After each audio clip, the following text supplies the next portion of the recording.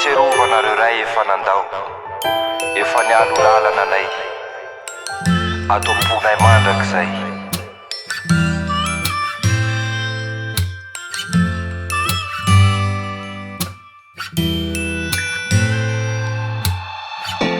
Jafakany amafafatsiarovana satria kovoninkazo tsy mba volaka.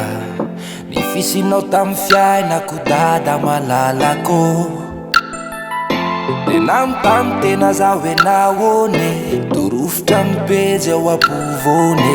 Tanatin'ilay boky zay mamatotra ny fisiko amin'ny fisinao. Olombelona ihany mety malahelo, ny tafitomany rehefa tafahelo. Ao ampomangina mika mamerovero, ilay feona hoe bitsibitsika natiorakoraka. Aza tsiny fa androany ate amboraka. Ny ao anaty zay niniko ny takomana, fa mampatsiaro anao. Fa lasy anao zao tô zaza vokapoka. Enlasy anao zay voatsapako maloka. Reo tontolo misy atsika tsy fangaro, nefa ny kambotiny lozana matsiaro. Ka na aiza misy anao amin'ny fantaro, fa ianao tsy adino mandrakizay.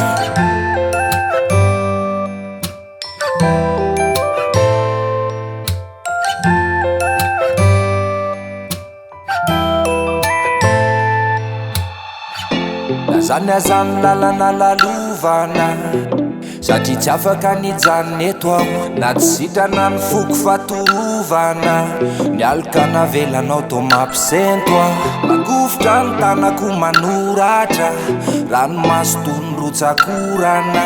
Hoarina veny boky sahodorana, o dadako falova sarobity ny anaranao. Dia anjarako ny manohy ny tantaranao, apinga hoeto miady zay nafaranao. Satria atao boky atony miafary anao. Bitsibitsika natiorakoraka, aza tsiny fa androany ate amboraka. Ny ao anaty zay niniko ny takomana, fa mampatsiaro anao. Fa lasy anao zao tô zaza vokapoka. Enlasy anao zay voatsapako maloka.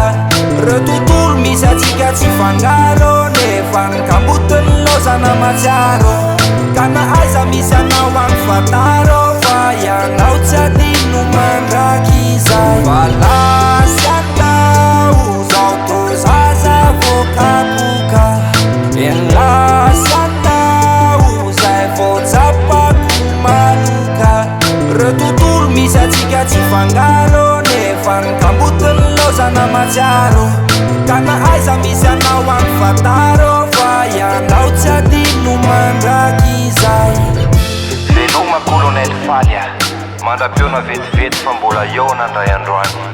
Ataonay fahatserovana anao reto zavikelinao.